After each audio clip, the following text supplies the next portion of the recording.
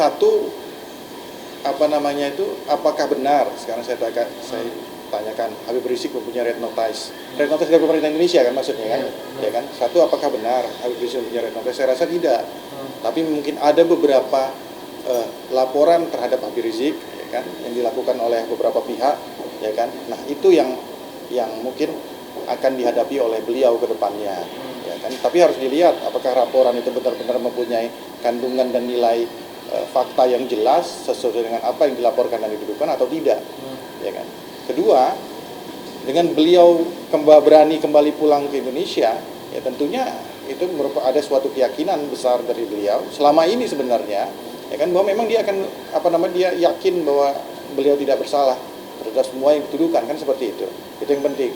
Kalau saya melihatnya seperti itu, karena kalau dianggap ada beberapa pihak menyatakan bahwa beliau nggak berani pulang karena ada kasus hukumnya seperti itu, ya kan, kenapa beliau sekarang pulang? Kan seperti itu. Jadi tentunya kita harus melihat, menganalisanya. Artinya selama ini ada hal yang membuat beliau terkendala untuk pulang, bukan karena ada kasus hukumnya.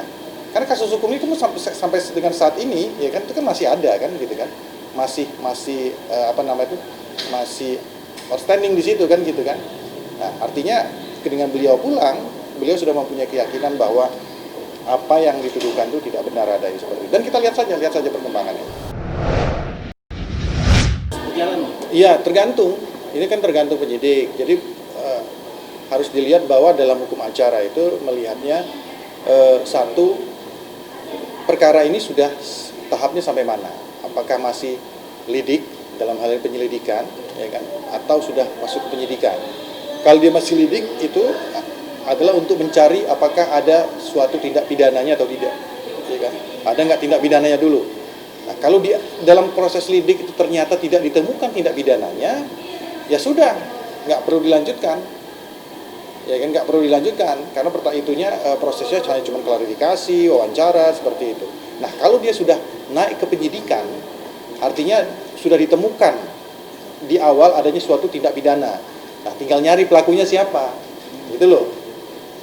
Itu sidik, udah masuk ke sidik. Nah, dilihat di situ ada tidak. Nah, di dalam proses penyidikan itu bisa nanti dilihat apakah ada tidaknya tindak pidana, kedua siapa pelakunya.